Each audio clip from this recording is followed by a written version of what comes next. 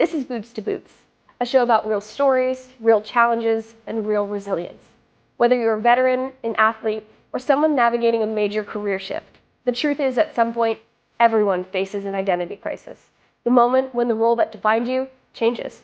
And that's not just about service. It's about sports, careers, family, even the moments in life you never saw coming.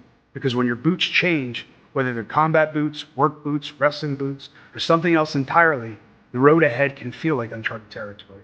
On this podcast, we're talking about those transitions. We're sharing what it's like to start over, to redefine who you are, and to find purpose after the chapter you thought was the main one. And we're not here to sugarcoat it. We're talking about the highs, the lows, and the work that it takes to keep moving forward. You'll hear from veterans, athletes, spouses, friends, and people who have faced the same question you're feeling right now. What's next for me? Today, on our very first episode, we're starting with our story, how we got here, why this podcast exists, and what the mission after the mission means to us. So whether you've served, supported someone who has, or you're just standing at your own crossroads, you're in the right place. Welcome to Boots to Boots. Okay, Steve, we're going to start with you. Okay.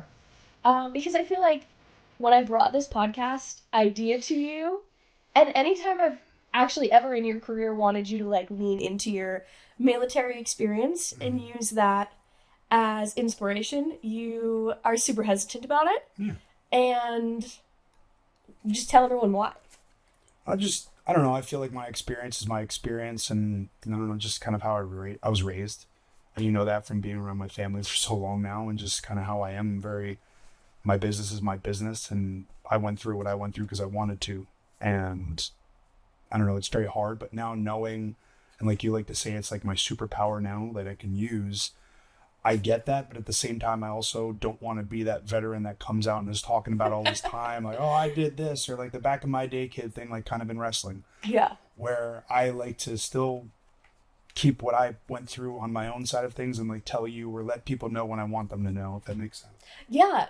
I mean, I feel like I've always tried to be really respectful of that, and I've never especially when we first started dating, didn't want to cross any lines or boundaries before you were ready to cross them, if you ever were going to be ready to cross them. But yeah, I do feel like the veteran community is so underserved, and it's not predominant that you get a veteran who is telling their success stories. And I do feel like it is your superpower to say, I went from being a grunt in the Marine Corps to leaving and being in this uncharted territory, changing your boots to now being a very successful professional wrestler for the last 13 years. And I feel like that is your superpower. It's instant connection, especially the military and supporting our military is supposed to be so ingrained in American culture. So it's an instant connection point. Yeah, and it's just also the connection point to fans on the wrestling side where people can kind of relate. I love when I can see veterans at signings or at shows. I get to see them in the crowd, or I'll randomly hear Semper Fi Marine, or it's just a cool feeling to hear now and then, or just seeing my shirts out there, especially on veterans that are out there to support me, because I try to model my t-shirts after veteran style, yeah. Even grunt style. I try to make the shirts to kind of mirror that, I should say, where it's how can I relate to my community and what I want people to be who I want to be, I guess, if that makes any sense. Yeah. Well, and I feel like I've been able to push you more to do that. Yeah. But also now we're sitting here today with a very military-inspired podcast. And I think we both talked about we don't necessarily want this podcast to just be about veterans and the veteran experience, but it is very close to home and ingrained in the ethos of our relationship. So, I mean, I guess my next question then is, what changed your mind? Other than me telling you had to try this, why are you sitting here today, and what do you hope to get out of Boots to Boots? Obviously giving it a try for once too, just getting out of my comfort zone and being able to tell my story on my end of things, and also tell your story, and then to help others in the veteran community or just in the community in general. If we're dealing with such a world of mental health crisis and people that come to those crossroads, and like we said, it's the mission after the mission, and everybody goes into something, whether you're going to college, you're going after a degree, and that might not be what you're meant to do. And we all come to those type of crossroads in life. And I wanted to re-enlist in the Marine Corps, and I came to that crossroads. Do I stay in? Do I go as a lifer and make a career out of this? But if I do that, I wanted to go through OCS and go to the officer side, because you can actually make money. When you're on the grunt side of things, financially you're okay, but like Yeah. you're just gonna struggle. You're living that grunt life. It's like, how could I stay in and then also make the most money possible to set up my future? And then when I was denied at the time for tattoo policy, that kind of just changed everything. And part of my story as well is being on the independents when I first started. Well, let's not get ahead of let's ourselves. not get. I'm sorry. I'm starting to get I ahead of have ourselves. a You have your structure here, okay? yes, but I'm just kind of flowing into it. Okay, so let me stop you because we're going to talk about why you left the Marine Corps, why you got into wrestling, how you got into wrestling, but I think it's important to start at the beginning, especially because today's episode is all about your story. And so we keep saying military, but you are a United States Marine Corps veteran. You are a Marine through and through. Why the Marines? Just because I knew it was the best. From the uniform, the look. Growing up, my dad was Army, so I always wanted to be better than him. So that was my way of just kind of giving a nice jab. Because it's just, the Marine Corps just instilled discipline, honor, courage, commitment. That's their base core values. And it's something that always just stuck out to me. And it's like, I wanted to go in and fight with the best. And I felt as an athlete in high school, wrestling and football and baseball, I always tried to strive to be the best. And that was just another way of finding that and finding my group of people and finding my path and my mission, if you want to say. And it just, 9/11 was a big part of that. In high school, my freshman year, 9/11 happened. And that's kind of what was the driving force of like, I want to go fight for my country and defend my country and go fight along people that I feel need the help. Mm-hmm. And for me growing up, like my dad being Army, my uncle being a Marine, my grandfather on my mother's side being Army, it just was a very military family. And you know that. It wasn't forced on me though. It was instilled. Yeah, well, your mom actually was like, please don't, No, begging me. Because being an only child, especially after 9/11 and being an only child and going to war times, like you have to get approval in the Marine Corps as well with the recruitment for you to go in. And I remember right out of high school, my mom was begging me to try college, and I hate school. You know that I hate school. I know. I just, if it's not for me, I can't sink my teeth into it. I'm not interested in it. I shut it off. Yeah. So that was a big factor. So I tried college for a year and I hated it. I was working full time at a liquor store and then bouncing at night and having my time. I just enjoyed working. I've always enjoyed just working, and I just didn't like being in that school setting anymore. So one day I went right into the recruiter's office, said, I want to leave this date. I want to leave right after Thanksgiving. I want to go infantry. And I made this guy's life the easiest possible as a recruiter. Just because I took the ASVAB, it was fine. I did pretty good on it, but I knew I wanted infantry, so he didn't have to sway me in different ways. So Thanksgiving of 2007 happened, and then I left that Monday after. And if you want a side note on that, Chris Jericho just returned on Monday Night Raw. So that was the last bit of wrestling I saw right before I left for boot camp the next day. It was the Save Us Y2J. So it was a cool segue because I knew I loved wrestling. I still was a big fan for it too. Yeah. So they're cool. My wrestling side of things is done. Football, the Giants were just about to blow the season, even though they won that later that year in the Super Bowl and beat the Patriots. Sorry to get off topic on that. But I left for boot camp with the Paris Island, and it instantly was everything I thought it would be, and then also was a letdown as well. Just because it's 3 months, and because I trained my ass off. I was running every day, hitting the gym. I got to about 185 pounds. I was lean. I was ready to just go and just destroy everything. And the first 2-3 weeks of boot camp for me, felt great. It was like football camp. You're doing these really strong workouts early in the morning, doing the obstacle courses. You're doing pugil sticks. You're doing mixed martial arts. And it was just fun. Pugil sticks, just like... so the one Q-tip? Yeah, it's the Q-tips. But it was just fun. I remember in boot camp, you had to go through these two wooden chutes, and there's a fight pit in the middle, and you had to go. And I'm just I'm gonna cross check whoever's there. I'm coming full speed. And you have to fight them to get to the other side. You gotta know. You meet in the middle with the sticks. So you run through these two wooden chutes, and you come in these two bowls. Okay. So some people would hesitate. And I'm like, full force. Yeah. Well, just laying people out. Oh, it was so much fun. And then it's just that was the fun part. There was the goods and the bads. Well, would you say that everyone was... I mean, I'm asking you this question, and I feel like I know the answer already. You trained knowing I'm going to boot camp. Did everyone do that? No, because Or- everybody's got a different story, and it's like some people, they end up there because they were lost in their own world. I was lost in my own world too. Like that's where I knew I needed to find myself, and it put me on the right path to where I am today, and it's instilled a lot of discipline, especially just my morning routine. You know how I am, and I needed it, and people that are going there at the same time too. People are coming from all over the world, whether they're from bad neighborhood, good family, good upbringing, I should say. Just there's so many different walks of life, and it's the same in wrestling. Like, we deal with all that too. Yeah. But like everybody has their different way of getting into it. But also when you get to boot camp, not everybody's infantry, and you don't know that right away. So like once you start figuring out everybody, why did you join? Yeah. And like, one of my buddies, Cook, he ended up being a cook, which was kind of funny. Or no, Fisher, I'm sorry. He was across from me on the right, and Galloway was to the left of me across my boot camp rack. Mm-hmm. And Marrero was to my left. He was my rack mate. And it was just funny and then Rash was across from Marrero, directly across too, next to Galloway. So it's like you had your buddies that you knew, like, and then me, Rash, and Marrero found out we were infantry, and everybody else was something different. So, you train with people who aren't necessarily training at boot camp, yes. Yes. Okay. And then after boot camp, you go to either ITB, which is Infantry Training School, or MCT, Marine Corps Combat Training, which everybody calls the Marine Corps Camp. Mm-hmm. Because, again, if you want to get into the scenario of pogues and grunts, we always have that conversation. Well, okay, I know what a pogue is, but personnel other than grunts is the slang word for pogues that aren't infantry, and we all give each other just a lot of banter and shit. Yeah, we're cussing on this podcast. Yeah, we're cussing. We give each other. We're not sugarcoating it.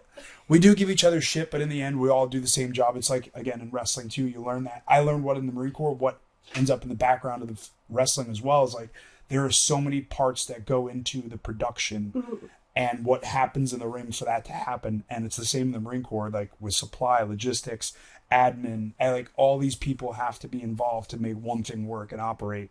And like, that's the cool thing. You kind of see that in the world, and you learn the business side of things in the Marine Corps, and it's translated into the real world for you. I think what's always stood out to me when you talk about your time in the Marine Corps was like, you're like, I got what I wanted out of it. And what was that? Deployment.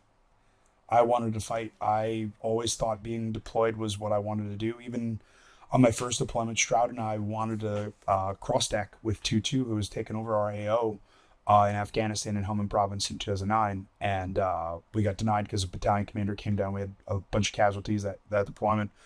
So no cross-decking was allowed, but we wanted to just stay because I said, why go home when I can help these guys? I know the AO. I already know my area. Like, I'm comfortable here. Mm-hmm. And as weird as that sounds, like, I was doing my job day in and day out, and life was easy. And it wasn't really like... Yeah. Like, there were, like, really bad days, too, but, like, just life was easy for me there. I didn't have any worries. It's just, like, you have to wake up, and you just give every bit of your attention to when you're going on patrol or you're on our trucks and convoys. And being a machine gunner, like, I was in the turret most of the time, like, so you're scanning everything, your attention to detail, and it just becomes second nature, and like, just, I loved it. Yeah, it's simple. Yeah, I didn't worry about it. I didn't have to worry about home. Like, I knew my parents were okay. Like, if my girlfriend at the time, like, if she left me, so what? I'll go find another one. I did. I found my wife. Yeah, you did. But no, like, you don't worry about, like, it takes time where you just stop even caring if you're going to die or if you're going to live too, which is a weird concept to come to, but it's something mentally for me that prepared me for life the rest of my life. Yeah. I know you have this weird concept of death that I will just never be able to grasp. I know.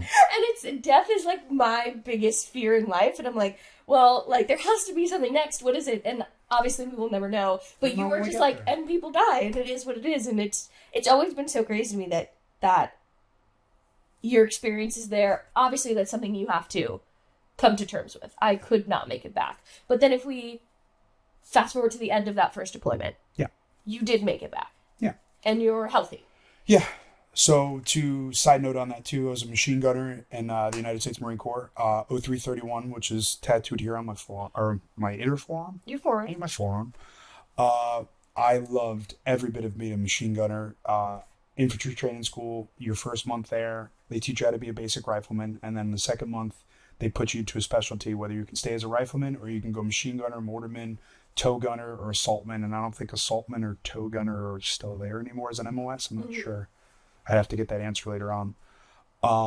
But I fell in love with machine guns because it was like football practice again. I'm running with tripods, running with 60-pound machine gun receivers, the barrels. Like you work as a team and as a unit. And then being able to employ that on the workup and then going on deployment and being able to just do that as a job, it was just cool. I knew everything about that gun inside and out, and it just, again, attention to detail, and it was just fun for me. And being able to train Marines that way too, as a boot, and a boot in the Marine Corps is somebody that's green and is new to the unit. And so I'm teaching all our Lion platoons and other companies as I was in weapons company on a truck, and I'm teaching all of their boots and their seniors about machine guns. So like, it taught me how to be a good leader, but also just how to speak well to everybody tactfully. Granted, you know how my words get jumbled up, but like when my eyes and my mind is set on something, I'm very clear and precise in what I want to get across. Yeah.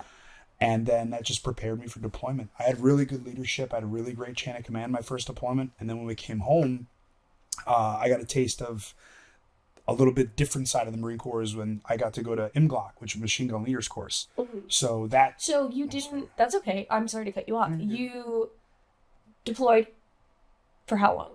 7 months. 7 months. It was from May to November of 2009. And then you come home and you go right back to training, or? You come back, you get about 2 weeks of stuck on base until you can go on leave. Death by PowerPoint and all the debriefs and making sure like you're not crazy or you're not going to kill your family and all just the basic things that they're checking their boxes. So if God forbid somebody did and they did their part and it's just happenstance, then blame the Marine. And then so did you get that, not to fast forward too much, but you did your first deployment, you come back, you trained, and then you're told you're going on your second deployment. And you know that your contract is running out that soon thereafter when you come home. Yeah. Hopefully, right, in theory. And so do you do that same kind of death by PowerPoint knowing you're getting out of the Marine Corps? After my second deployment? Yeah. You do SEPs and TAPs, we call it, just so you're separating from the Marine Corps, and you have your checklist of turn on all your gear, you have to go to admin, you have to go to dental, you have to take care of all these different things just to get checked off and signed off, and then you got to get eventually signed off by your battalion commander. And then when it's all said and done, you just show up to an office, and there was a PFC that morning that just said, well, thank you. And that was it. No ceremony, no... That's crazy. No parade, nothing, no thank you, for just like, see you later. I saw on social media, I think my algorithm thinks I was also in the Marine Corps because everything is always like because I send you a bunch. No, I know, and we go back and forth in our DMs about things that I think you could relate to or think are funny, but there was one guy in particular, I don't know his name, but he just did a reel on his Instagram about, he was at 29 Palms, I apologize, and he turned in his uniform and he was like, and that was that. Like, and just what a weird... He's like, I knew it was coming, and I didn't know how I'd feel, and now I'm feeling that, and it's weird. I was excited when I was getting out. Like, when I knew I was done on my second deployment, I knew I got denied my Type 2 policy for the MESA package, and I instantly was just like, you know what? I'm done. Let me go try college, and if I come back in, I come back in. Mm-hmm. And when I left base, it was like one of those most scared and relieved feelings that I've ever had, where it's just like I'm driving to my parents' house. I'm all right, cool. Now it's on me to figure out life and what I want to do. Yeah. I was going to college at the time when I went to Rowan in South Jersey, and I was like, I had everything going with the GI Bill, but at the same time, I didn't know what I wanted to do still. Yeah, well, and I think that's kind of the whole theme of this podcast, right? And obviously, we're talking about you and those transitions. This is your first major one. You spent four years in the Marine Corps. You deployed twice. You come back, and they're like, "Okay, see ya. Thanks, buddy." Well, it's not even that. And now, like, what was that first year like then? Being infantry and being a machine gunner with the skills you learn, you learn how to go kill, and that's a very hard thing to translate to real world, like civilian. Like, how do I translate what I just learned? How to implement machine guns and how to go kill an enemy and destroy an enemy? How to call for fire on radio and how to protect the guys left and right to me? It's like, I learned how to be a good janitor in the barracks too, like cleaning my room. You're the best janitor. I am a good janitor, but like, how do you translate that from somebody that's coming from being intelligence or a mechanic or aviation mechanic? Like, they have the better outlet to get those places, and for me, being the selfish one and making fun of Pogues all the time, yeah, you guys got the upper hand when we get out sometimes. So it's like, all right, well, now what do? Do I go into law enforcement? But then also the idea was still stuck in my head of being a professional wrestler because I grew up loving it. Right. And when I was home on leave one time, Jarrett and Steve, and then Darren Young, Fred, were at the bar the one time at Railroad in East Rutherford, and Jarrett came to me. He's like, "Hey, a buddy from WWE's here. Like, do you want to talk to him?" Like, fuck yeah. Like, Yeah. And that was all in that first year? And that was in my first year. I was home on leave. I randomly drove up on a weekend out of bounds, which I normally did every weekend, which was illegal on my end of things, but I always made it back in time. And he got the idea in my head of just, he's like, "Hey, you have a good look. You have a good story. This could be something for you once you get out and figure out what you want to do with your life." And that always stuck with me. And we even had the conversation in California last week on the one indie, and it's cool. And he even just said, he's like, "It's so awesome to see how far you've come just from that conversation." Yeah. And it really kind of hit me. I was like, "Oh wow," like hit my feels a little bit. I was can like, see the tears in no, your eyes. it was really cool. It was a good little moment. Yeah, that just always stuck in my head. And then while I was going to school at Rowan, I tried to walk on the football team. Did not like I was. You're also what, 25 25 years old? Yeah, I was 25 years old in a friggin' locker room full of 18 and 19-year-olds. Yeah.